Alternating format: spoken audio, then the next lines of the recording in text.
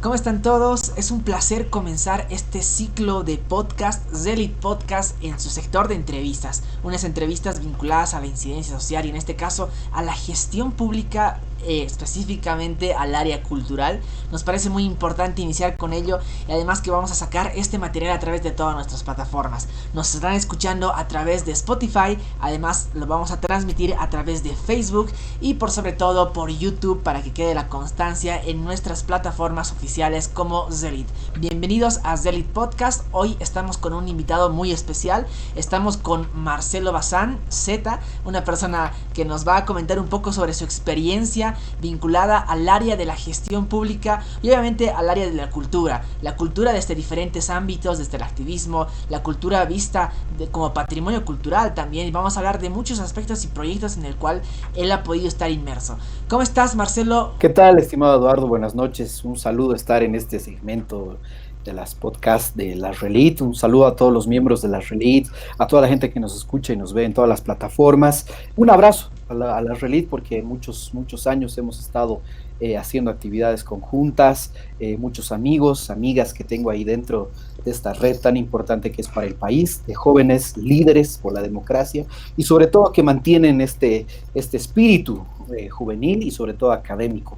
Un saludo a todos ellos y bueno, como tú lo decías, vamos a hablar de muchos temas muy importantes, entre ellos la experiencia que yo tengo y obviamente dar a conocer cuál es el trabajo que vengo haciendo y bueno, muy dispuestos a abrazarnos y confraternizar esta noche y esta tarde. Gracias, Eduardo. No, a ti les gracias, Marcelo, porque como mencionaste, tenemos muchos de cosido contigo junto a la Zalit y nos parece importante poder rescatar tus experiencias para que todos podamos conocer de la mano de alguien que ha podido vivir la gestión pública cultural. Vamos a iniciar haciéndote las primeras preguntas para que nuestros oyentes se queden conectados, que es obviamente sobre tu experiencia. Vamos un poquito de lo general y ya vamos a llegar a más específicamente proyectos concisos que nos mencionabas fuera del vivo, que nos parecen importantes tomarlos muy en cuenta. Pero coméntanos sobre su experiencia en la gestión pública cultural para empezar un poco a armar la entrevista. Bueno, yo vengo haciendo gestión pública cultural como tal, a raíz de que se me invita justamente a hacer una miniserie, pero más antes, como un preámbulo y un antecedente y un poco para comentarles a la gente, yo vengo haciendo gestión cultural en realidad desde los 8 años. Yo fui parte del Teatro Trono, muy conocido nacionalmente e internacionalmente, y bueno, a raíz de ser parte de este Teatro Trono, nosotros realizamos e iniciamos una fundación que se llamó y se llama Compa, ¿no? Pero ¿por qué te comento esto? Porque las primeras gestiones culturales que yo realizaba a los 8 años era básicamente hacer obras de teatro con chicos de la calle. Y hacer gestión cultural es pues reunirlos, escucharlos, hablar con ellos, un poco vivir los momentos que ellos han vivido. Entonces el teatro te permite hacer mucho de esto. Entonces fue ahí que inicié a hacer el tema de gestión cultural como tal, ¿no? Organizar eventos, organizar actividades con estos chicos de la calle. Y así también se abrieron muchas puertas para que yo viaje internacionalmente desde muy chico, desde los 8 años estuve en Europa, estuve por los Estados Unidos, por acá, por Latinoamérica.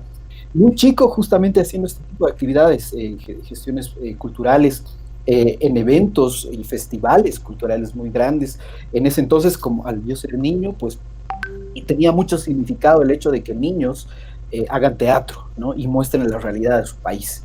Entonces, es más, en determinado momento me convertí en la imagen de uno de los festivales más grandes de Tilburg, allá en Holanda, y posteriormente ya empecé a trabajar en el Kinder Kultur Caravan, que es una caravana de culturas para niños, allá en Alemania, en Hamburgo, y bueno, eran giras continuas, ¿no? Por Europa, eran giras continuas por los Estados Unidos, por Latinoamérica.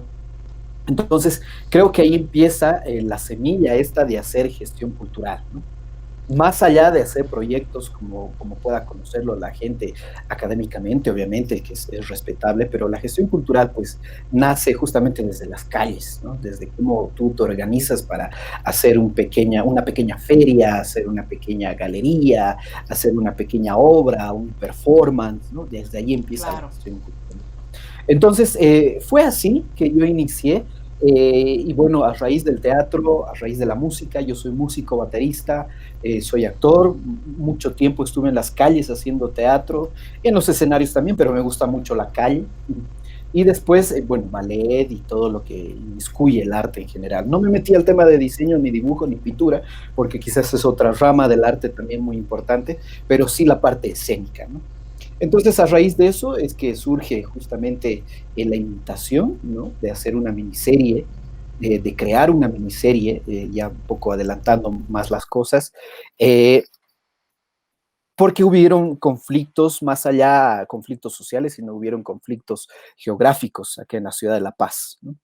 Uno de los proyectos que mencionó cuando estaba mencionando su trabajo de gestión pública cultural es el tema del proyecto de Cebras, ¿verdad? Justo me comentaban anteriormente que usted tiene una gran relación con este gran proyecto que surgió en La Paz, con todo este boom que surgió a nivel nacional, ¿no? De que se pudo concientizar, sensibilizar, educar a la población a través de una estrategia cultural muy interesante. Así es, hay que reconocer que las cebras es una de las políticas públicas más nobles que existe en el país, replicado justamente por algunas ciudades, también Sucre, Tarija y otras ciudades que tienen este proyecto tan maravilloso. Las cebras se convierte en una pública, en una política pública muy amable, ¿no? Del abrazo, del beso, del cariño, del saludo y del respeto. Un poco de antecedentes es que las cebras se hizo justamente por el reorden o el reordenamiento del transporte, ¿no? Y sobre todo este respeto que debió existir entre el automóvil y justamente los peatones. Entonces es una gran experiencia como parte, quizás las cebras, ¿no? Antes eran mimos y después de mimos se convirtieron en cebras. Hay toda una evolución de las cebritas, ¿no? De cómo después ya hoy por hoy se los reconoce desde un traje y una cabeza, ¿no? Esto nace desde una visión muy cultural desde el doctor Juan del Granado, en ese entonces alcalde, con un grupo muy selecto de gestores culturales y también de gente que hacía políticas públicas, ¿no?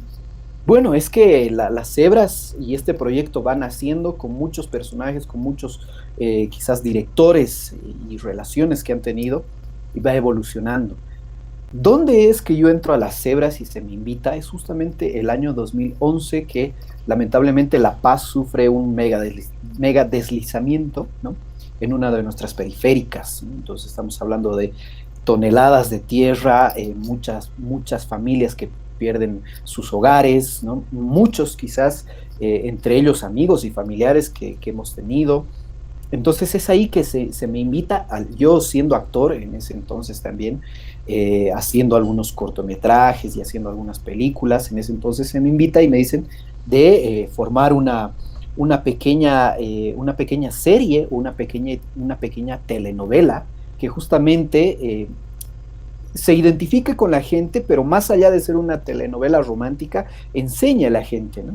Entonces, ¿enseñar qué? Enseñar cultura ciudadana, enseñar cómo debe respetarse, primero el tema del respeto que debería existir entre todos nosotros, el paso peatonal, pero también estos temas tan importantes que son de cultura ciudadana, que es dónde construir nuestras casas, cómo acceder a los permisos de construir nuestras casas, dónde se debe hacer, cómo sacas un permiso de movimiento de tierras, ¿no?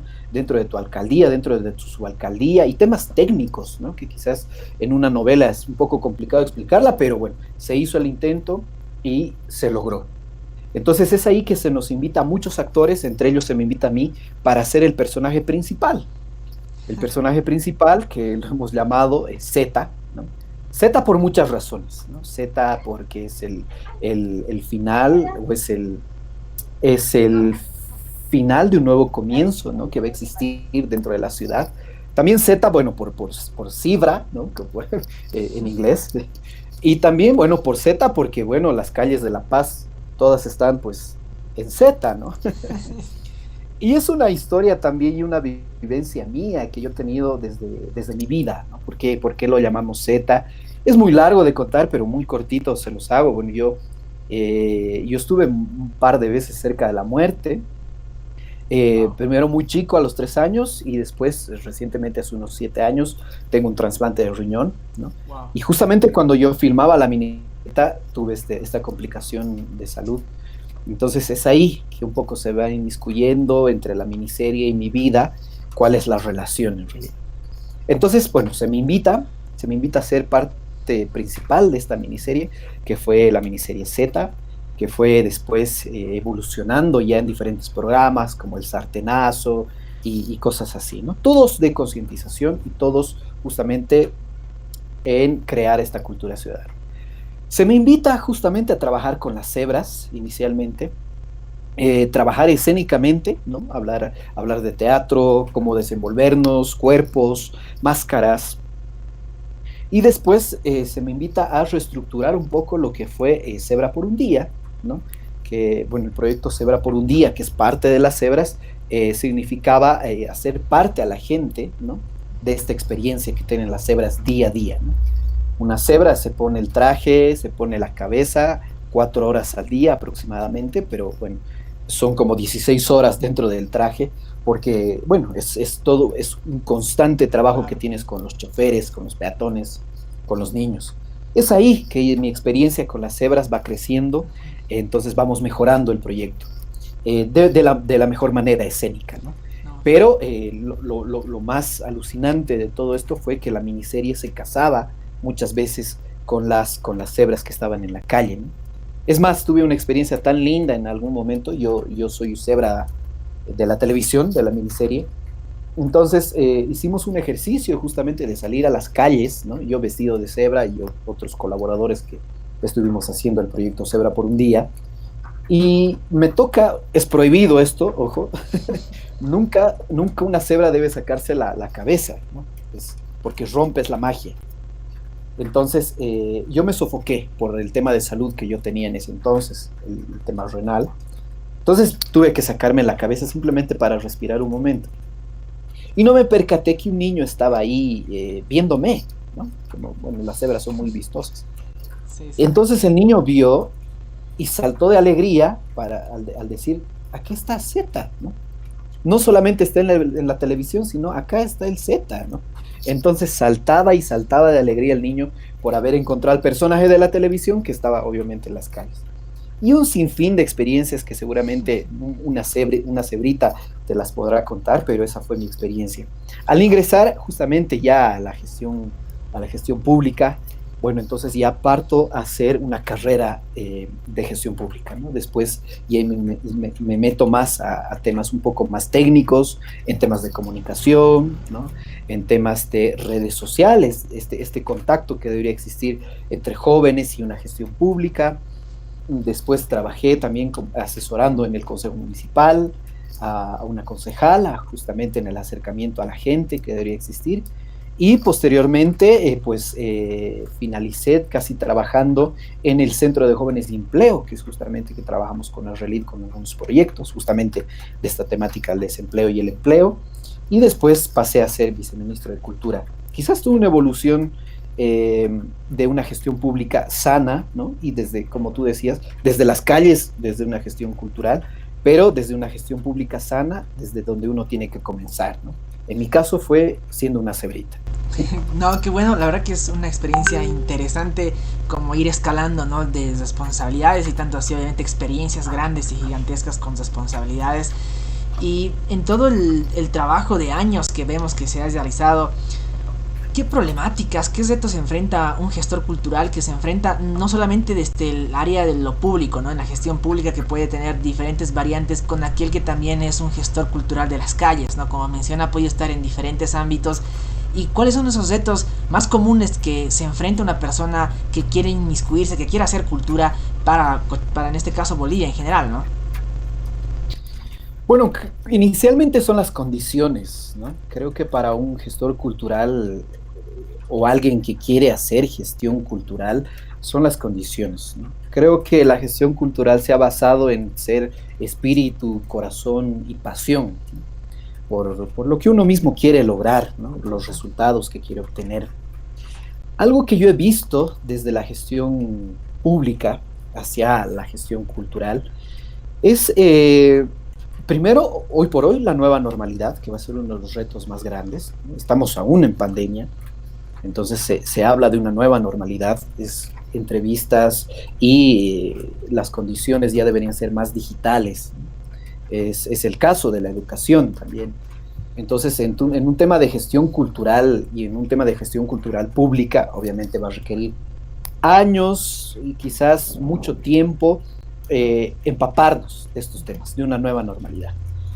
Otro de los temas es de que lamentablemente la gestión pública que quiera apoyar a una gestión cultural está muy politizado, ¿no? Solamente a veces se apoya a gente que hace gestión cultural del partido y no así está abierta muchas veces a todos.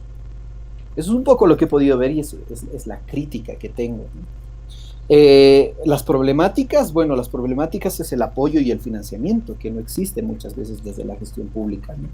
Eh, una de las experiencias que yo puedo contarles es las gestiones públicas y las gestiones culturales que existe en Alemania, que es uno de los países ahorita eh, que tiene mucho más apoyo del, por ejemplo, del privado, ¿no? Del sector privado y hasta del ciudadano, ¿no?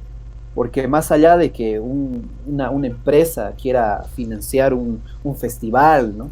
Es la experiencia que yo tuve en Europa fue alucinante porque todo el festival estaba obviamente organizado por gestores culturales. ¿De dónde venía la plata? Muchas veces venía el dinero financiado de la gestión pública, ¿no? Desde el gobierno alemán y también desde los sectores privados. Pero ¿cómo se inmiscuía los ciudadanos? Era interesante porque al llegar nosotros, delegaciones que éramos actores, eran músicos, ballets y todo, lo que hacían los ciudadanos era acoger justamente a todos estos actores en sus casas, ¿no? Entonces ahí abaratabas el costo hasta de hospedaje y de comida y obviamente empapabas y apropiabas a la misma ciudad, al mismo pueblo, de ser parte de todo este festival, de todo este proyecto cultural, ¿no? Entonces creo yo que hay evoluciones que han logrado internacionalmente, sobre todo en Europa. Quizás México se acerca en algunos casos, pero todavía Latinoamérica y nuestros países, lamentablemente, la gestión cultural todavía tiene estos matices políticos, ¿no? Que no debería existir. El artista nunca debería inmiscuirse quizás partidariamente, a no ser por una línea que defienda, pero no debería, obviamente, pues, empapar y ensuciar el arte que él está realizando, ¿no? Entonces, es muy largo de hablar este tema, pero me interesa mucho, sobre todo, comentar desde la experiencia que he tenido. Eh, Desde que nosotros hemos estado, bueno, yo ya dejé el gobierno municipal de La Paz hace un tiempo, pero desde que hemos logrado justamente estar en el gobierno municipal de La Paz, ha sido un acercamiento interesante, ¿no? Con los gestores culturales, con la cultura, con nuestros artistas, como dándoles las condiciones, dándoles las herramientas. Yo en ese entonces trabajaba justamente con tribus urbanas, ¿no? Todas las tribus urbanas, los K-pop, que ya es una comunidad más allá de una tribu urbana, y bueno, están los hip hop, está gente que le gusta el rock, está gente que ahora ya hay tendencias entre el trap, el reggaetón y cosas así, ¿no? Ya se vuelven culturas específicas. Entonces, en ese entonces para mí era darles las condiciones a los chicos, ¿no? Escenarios, sonido, permisos, autorizaciones, lugares, espacios, ¿no? Y que ellos mismos puedan soñar. Entonces era también asesorarlos. ¿Qué es lo que le falta muchas veces a una gestión pública? Es el asesoramiento hacia un gestor cultural, ¿no? Cómo tú deberías realizar, cómo son los... Lamentablemente la burocracia existe, pero más allá de que exista porque exista, es un orden que tiene que existir y es una institucionalidad que se debe respetar, ¿no? No, sí, claro. Esa es un poco la visión que tengo. No, igual algo que se me viene a la cabeza con todo lo que menciona usted. Por ejemplo, yo soy de Cochabamba y aquí tenemos igual muchos artistas diversos en diferentes áreas. Nos ha tocado, por ejemplo, yo igual he podido ser parte de diferentes obras y ahí viene la cuestionante, ¿no? De que también obviamente viene el problema también político, el partidario, pero también el problema entre los mismos gestores culturales, ¿no? Muchas veces hay espacios como el Teatro Achá, por ejemplo, en Cochabamba, donde solamente acceden unos cuantos, ¿no? Y esto no lo pone, por ejemplo, el gobierno municipal, sino hay justamente ya equipos consolidados de artistas consagrados que ya toman el rol de decisorio de quienes pueden entrar y hacer uso de estos espacios. Ahí también hay una problemática grande, ¿no? Sí, lamentablemente el arte en general tiene estos niveles, podría decirse, ¿no? Es como vacas sagradas, ¿no? Que son los artistas más reconocidos, viejos, ¿no? Que obviamente merecen el respeto, ¿no? Pero como tú Claro. dices, también merecen el respeto a artistas emergentes, ¿no? Gestores emergentes, ¿no? Que como tú, como yo, que nacemos de las calles o que nacemos de iniciativas propias. Entonces, todo esto debería hablarse, ¿no? Todo esto debería conversarse, pero ese es el problema, ¿no? A veces no se conversa y solamente se queda en un taller de diálogo sobre arte y cultura y supuestamente se solucionaron las cosas. No, es un tema muy profundo, es un tema que quizás vamos a arrastrar hasta que realmente hablemos el mismo idioma entre artistas, ¿no? Entonces, creo que nos queda nomás a la gente que hemos trabajado en gestión pública seguir luchando por estos espacios, ¿no? Para que no sean, como tú dices, solamente a gente reconocida o solamente gente que tiene la experiencia o como tú dices, que muchas veces deciden quiénes entran y quiénes no, ¿no? Entonces, creo que le toca justamente a las nuevas gestiones seguir trabajando en esto, ¿no? Seguir haciendo este tipo de sorteos, este tipo de acercamientos con nuevos artistas. Claro, igual la siguiente pregunta va vinculada mucho a ello, ¿no? Igual hay otros problemas con el ciudadano, ¿no? ¿Cómo este ciudadano puede cuidar el patrimonio cultural y obviamente hacer esta incidencia en la cultura, poder fomentar a los gestores culturales? En todo ello igual ellos juegan un rol protagónico para que un gestor cultural pueda tener espacios, pueda brindarse y aperturarse espacios también para ellos mismos. ¿Cómo alguien llega a hacer cultura sin tener los espacios y sin el apoyo de la gente, ¿no? Exactamente. Como te decía, el problema más grande que tienen los artistas es que no hablamos el mismo idioma, ¿no? Entonces, cada uno siempre jala por su lado. Y el ciudadano no muchas veces ve eso, o quizás, no sé, tiene un cierto olfato ante eso, ¿no? El ciudadano quiere ver arte y al ciudadano le encanta un ballet y le gusta una obra de teatro y le gustará una banda de rock o cualquier otra banda, ¿no? Entonces, ese es el problema, ¿no? Que cada uno empieza a hablar su propio idioma y cada uno empieza a defender lo suyo. No existe un idioma entre todos nosotros o entre todos los artistas, por así decirlo, para que de esta manera puedan conversarse y puedan dialogarse y puedan, como tú dices, ¿no? Lograr ciertos objetivos ciudadanos, ciertos objetivos hasta de poder, ¿no? Dentro de una gestión pública. Claro, se me surge otra pregunta en medio de ella. El tema de que también no hay este apoyo por parte de los ciudadanos o de la población en general, porque también hay un desconocimiento de los mismos grupos culturales que existen, ¿no? Del mismo arte que se puede generar en el país. ¿Esto cómo se ha ido fomentando a través de, tal vez usted cómo lo ha sido autoridad o desde algún ámbito que haya podido ver? ¿Hay un fomento al arte de alguna manera o a la cultura?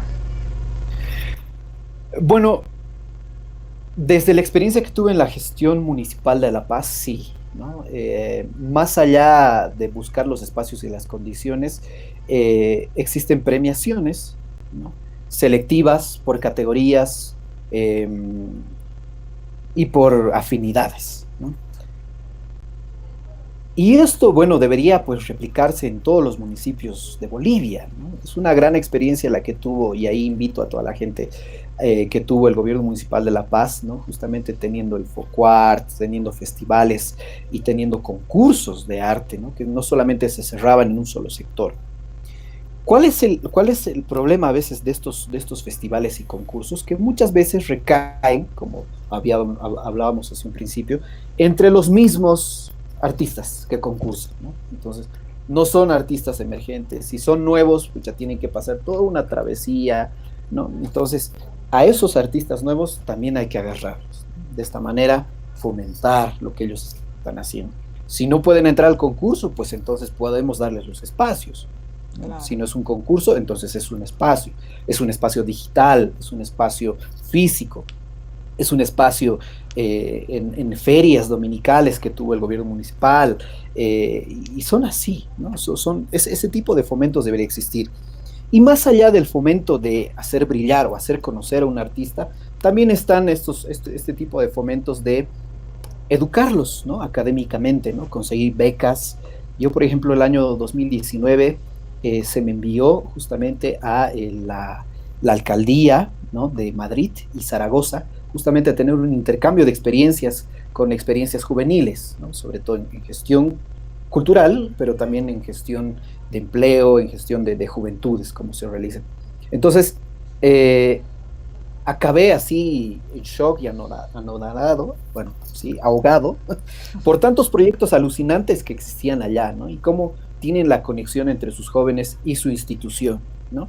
Por ejemplo, ¿no? Tenían algunos espacios donde tú sacabas un pequeño pasaporte cultural, se llamaba, ¿no? Entonces, este pequeño pasaporte cultural te podía llevar por diferentes lugares de museos, o podía llevarte a algunas presentaciones de teatro, de cine, exposiciones de pintura, y con este pequeño pasaporte, ¿y cómo lo ganabas? Simplemente tú tenías que ir a uno de estos centros de jóvenes, ¿no? Estamos hablando del Instituto de la Juventud de Madrid, estamos hablando de la OIJ, o centros juveniles que existen en Zaragoza y están en Madrid. De esa manera también fomentas bueno, a generar nuevos artistas, a generar que la gente también se interese por el arte, y sobre todo los jóvenes. Claro, hay muchas diferencias, ¿no? Con cómo se maneja la cultura en otros países a nivel internacional. Otro detalle que se me viene a la cabeza antes de igual cesar con las últimas preguntas que tenemos es el tema de este choque cultural que hay, ¿no? Estas culturas internacionales que suelen llegar, como lo hemos mencionado, primeramente se establecen como pequeñas tribus, van creciendo, ya se hacen comunidades grandes como el K-pop actualmente y otras más que han habido en su momento. Hay muchas personas que son inclusive un poco, tal vez algún recelo o alguna cuestión complicada con estas, o sea, el tema de que por qué traen cosas de afuera, por qué no le dan valor a lo nuestro. Siempre hay ese debate, ¿no? ¿Qué opinas al respecto? ¿Cree que está bien, está mal el tema de las nuevas culturas que vienen y a veces vienen a quedarse, ¿no? Creo que todo está bien en el margen del respeto y del debate y del diálogo, ¿no? Yo creo que hay muchos jóvenes como yo, como tú y otros compañeros que les gusta también el tema nuestro, ¿no? El tema andino, el Claro. tema criollo, ¿no? El tema indígena, ¿no? Diferentes corrientes, ¿no? Ujú. Pero no podemos estar cerrados, ¿no? De fronteras y decir, no, por favor, que nada más llegue acá y solamente lo nuestro y lo nuestro, ¿no? Entonces, quizás hasta culturalmente estaríamos cerrándonos, ¿no? Y al cerrarnos también cerramos que otras culturas también se interesen por nuestra cultura, ¿no?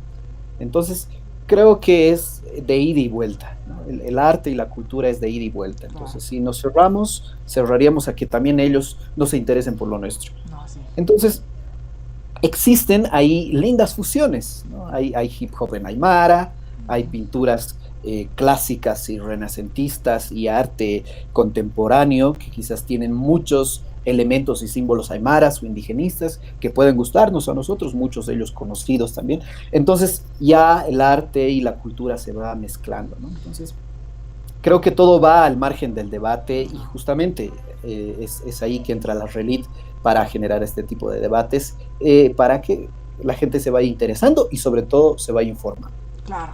Ya yendo a la siguiente pregunta, y nos puede contar usted de primera mano de su experiencia, igual en el arte escénico también, ¿cómo se ha visto afectado todo esto por la pandemia? Este boom que ya es algo normalizado, ya llevamos casi 2 años, todo el 2021 en pandemia, donde no hay ninguna normalidad al 100% de lo que era antes, y el espacio cultural, artístico, ¿cómo se ha visto afectado? Primero está la salud, ¿no? Creo que antes que nada, primero está la salud. Sin salud no podemos hacer muchas cosas y entre ellas está hacer arte y obviamente seguir difundiendo nuestra cultura y hacer cultura y gestión cultural. Se ha visto bastante choqueada, se ha visto bastante golpeada, pero son varios factores, ¿no? Porque quizás en ese entonces no hubo una institución o no se creó tantos años atrás una institución cultural justamente que le dé las condiciones cuando pase este tipo de acontecimientos como una pandemia. Estamos hablando de un seguro médico, ¿no? Estamos hablando de una bolsa, justamente una bolsa económica que ayude pues a la reactivación económica del sector artístico.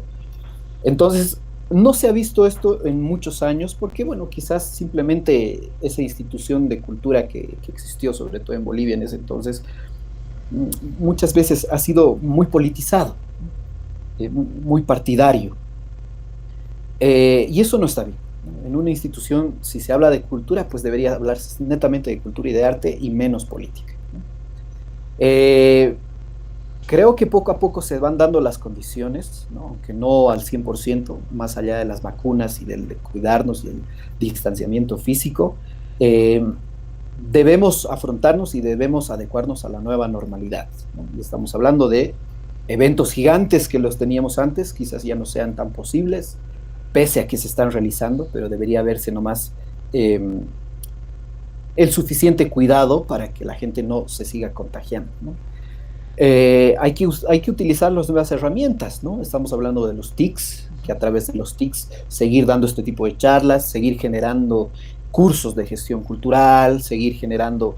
Han visto, bueno, una experiencia muy bonita fue el año pasado que el gobierno municipal de La Paz lanzó algunas obras de teatro que eran vendidas, obviamente igual, por alguna plataforma, y que tú podías entrar con un código a ver una obra de teatro o un musical sin tener un público ahí presente, ¿no? Esperemos que todo esto cambie. Ya se está reactivando de a poco, ya se están cambiando las cosas para bien, ¿no? Es necesario seguir conversando de estos temas de salud y los otros temas que nos corresponden.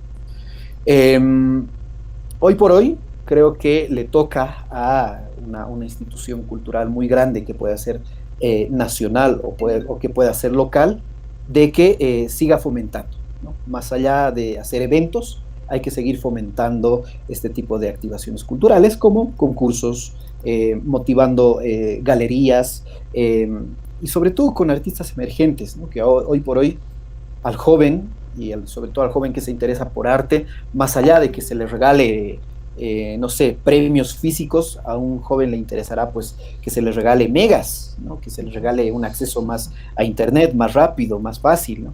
Y de esta manera él se podrá pues capacitar. Todo viene desde casa hoy por hoy. Claro. Mayormente se ve igual al arte como solamente algo lúdico, ¿no? Algo que sea distractivo y muchas veces se le quita ese carácter como una herramienta educativa, de sensibilización que puede llegar a ser, ¿no? Incluso de información, de generación de conocimiento. Es totalmente una gama tan abierta al tema cultural y hay personas, como dijo usted, que ya le puede interesar el arte y es importante fomentarles, pero también hay aquel que capaz necesita ese empujoncito, ¿no? Ese mostrarle qué se puede hacer con el arte para que se interese y así mismo se suba a este barco artístico, cultural. ¿Cómo usted puede ver el fomento al arte? ¿Cómo lo podría hacer? Bueno, para empezar, esta es una gran plataforma y es una gran charla la que tenemos ahora, hablar de cultura, ¿no? De esta manera muchos jóvenes verán nuestra conversación y otros invitados que ustedes tengan, ¿no? ¿Qué es el arte? ¿Por qué generar cultura, ¿no? Este tipo de iniciativas es las principales, ¿no? Espacios donde se dialogue, espacios donde se hable. El podcast de la Relit es una de las herramientas más grandes. Pero más allá de fomentar, es informar también, ¿no? ¿Qué tipo de artes existen? Las artes escénicas, las artes plásticas, ¿no? Eh, Cómo también se van generando académicamente, internacionalmente, ¿no? Eh, Televisivamente sería interesante de que todo el tiempo se pase de alguna manera artistas reconocidos, ¿no? Tanto a nivel nacional como a nivel internacional, y así, ¿no? Poco a poco volviendo a las calles, a una nueva normalidad, obviamente, pero de esa manera yo pienso que sí vamos a generar que otros jóvenes, otras personas empiecen a interesarse más por la cultura, por hacer una gestión cultural o por interesarse por el arte en general. Ahorita es muy prematuro hablar y si hablamos de un futuro muy próximo es hablar de futurología. No, no, es, Claro. no es tan Claro que sí. fácil. Igual, ya para ir cerrando nuestra pequeña entrevista que tuvimos el día de hoy, de verdad muy enriquecedora para poder reflexionar sobre los espacios artísticos, sobre la gestión cultural y cómo va todo esto dentro de Bolivia, ¿no? Algo que se me viene a la cabeza es, ¿se puede hablar de una carrera artística como personas que nacen y crecen y salen del colegio, son bachilleres, y hay una persona que capaz se quiere animar a lanzarse meramente a lo artístico? ¿Se puede hablar de eso? ¿Hay espacios? Usted desde su experiencia, que obviamente lo ha vivido y ha podido surgir desde ello, ¿es fácil? ¿Se puede? Primero quisiera comenzar con las experiencias que existen en Europa y otros países que he visitado, ¿no? Hay artistas que viven del arte, ¿no? Exclusivamente viven del arte, viven de su arte, viven de una gestión cultural. ¿Y eso por qué se ha dado? Por una, quizás más allá del incentivo, sino por los resultados que ha tenido su país en cuanto al apoyo al arte, ¿no? El apoyo, el fomento al arte, cuánto apuestan por el arte y la cultura. Entonces, se han dado las condiciones, ¿no? Para que esta gente pueda sobrevivir y pueda vivir del arte. Nacionalmente es muy complejo. Yo mismo, siendo baterista, siendo actor, hay temporadas en las que, pucha, ganarás y podrás sobrevivir durante un mes, durante 2 meses. Y hay otras temporadas que son muy bajas, ¿no? Con la música a veces es más fácil porque puedes dibujar durante varios meses, ¿no? Dependiendo qué tipo de música haces o a qué tipo de público apuntas. En el tema de teatro, muchos amigos actores, ¿no? Es complicado porque son presentaciones no muchas veces continuas, sino simplemente son temporadas. En el ballet lo propio, ¿no? Entonces, es complejo, es complejo. Y esto es, bueno, por las condiciones que se le da al artista y las condiciones que se le da justamente a un gestor cultural. Lamentablemente es una visión también que tiene el ciudadano de que el artista a veces simplemente vive de los aplausos, ¿no? Es verdad, muchos artistas vivimos de los aplausos y del reconocimiento, ¿no? Pero más allá también vive y tendría que vivir del arte que está realizando, ¿no? Y esto es todo un camino, esto es todo un proceso, es toda una evolución, cuando realmente haya y exista un ente, en este caso una institución, que esté verdaderamente institucionalizada en gestión cultural, ¿no? Entonces creo que ese es ahorita el reto más grande que debería tener nuestro país. Sin ir muy lejos, ¿no? Yo cuando estuve en uno de los cargos, justamente en cultura, había conversado muchas veces con algunos compañeros de otros países que teníamos el mismo cargo, el caso del Perú, el caso del Chile, el caso de México, que hablábamos cómo ellos habían reaccionado en el tema de pandemia con sus artistas, y ellos tenían las condiciones, ¿no? Tenían una bolsa de dinero justamente para que no caigan, ¿no? Y puedan apoyar con eso a sus artistas. Muchos de estos países tenían hasta seguro médico para ellos, quizás no todo el sector artístico, pero sí por lo menos una gran parte de ellos. Entonces es eso, es seguir buscando, es seguir luchando por una institucionalidad verdadera, de que no sea simplemente un botín político, ¿no? Un tema sobre todo cultural, sino que sea realmente del artista. Como ellos mismos dicen o como se dice, ¿no? Un lugar donde se hace cultura, pues es la casa de un artista. Súper. Y creo que es eso, estimado Eduardo. No, muchas gracias. Una última pregunta. Hemos hablado de la gestión pública desde la acción misma en las calles, desde cómo se puede construir, hablando de la parte técnica. Y un poco profundizando en esa misma, ¿no? Hay muchos que ya están muchos años haciendo obras de teatro, haciendo obras artísticas en ballet o en pintura y demás, pero capaz quieran enterarse o saber dónde pueden ellos profundizar un poco más la parte técnica, ¿no? Es importante para el artista saber cómo vender sus trabajos, cómo poder trabajar desde la base misma de lo técnico, lo económico, los factores que involucran ello, ¿no? Pero muchos indicadores y demás que se pueden trabajar en una gestión cultural. ¿Dónde uno puede aprender eso? Se aprende obviamente a través de la experiencia como usted lo ha hecho, pero más allá de eso, ¿hay espacios que pueden darnos esos insumos? Bueno, el primer espacio por lo menos, digamos, el tema artístico en pintura, en diseño, pues son las universidades públicas, ¿no? Una de las más grandes y las más con más resultados y mejores resultados es acá nuestra escuela de arte, ¿no? De la Universidad Mayor de San Andrés, ¿no? Y obviamente si otras ciudades tienen también este tipo de accesos a estas universidades públicas, es obviamente donde se va a encontrar este enriquecimiento técnico, ¿no? Ahora existen muchos casos interesantes de escuelas que hubieron en teatro, en música, el conservatorio. Yo salí del Conservatorio Nacional en batería, por lo menos en batería. Eh, y bueno, son evoluciones, ¿no? También de muchos años, ¿no? Si uno se mete a una carrera de teatro, pues tendrá que interactuar y estar en diferentes talleres con diferentes artistas, muchos de ellos nacionales, que hay muchos capos reconocidos, que debemos reconocerlos, hay muchos capos internacionalmente, ¿no? pero creo yo, y lamentablemente, es de que muchos de nuestros artistas también deberían buscar este tipo de especialidades en el exterior. Estamos hablando de becas, ¿no? Estamos hablando de intercambios, ¿no? Sobre todo culturales que existen, y ser curiosos con ese tema. Y si uno es bueno, esto que quede claro, si uno es bueno en un tipo de arte, pues ¿por qué no enseñarlo? ¿Por qué no transmitirlo? ¿No? Claro. Entonces, es el caso de muchos artistas, ¿no? Nacionales que son pues capísimos en temas nativos, ¿no? En la zampoña, en los vientos, en el charango, en la guitarra. Tenemos allí en Cochabamba grandes maestros, ¿no? Que muchos de ellos son maestros de muchos nuevos artistas, ¿no? Entonces, también ahí está la capacitación técnica, vivencial, ¿no? Y bueno, ¿por qué no siempre hacerlo también de una manera más técnica en universidades y espacios técnicos, básicamente? Muchas gracias por todas las palabras, Marcelo. De verdad ha sido un espacio muy enriquecedor el que hemos tenido. Hemos estado aquí presentes para todos los que nos están escuchando con Z, Marcelo Bazán. Para nosotros ha sido un placer totalmente tenerte en nuestro espacio, inaugurar igual contigo este espacio de entrevistas que vamos a tener en la Zelit Podcast.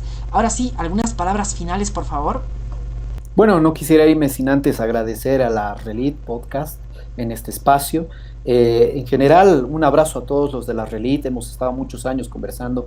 Muchos de ellos hemos sido amigos desde un principio, haciendo gestión pública. Muchos de ellos nos hemos conocido haciendo arte en las calles también. Y bueno, hoy por hoy muchos son profesionales.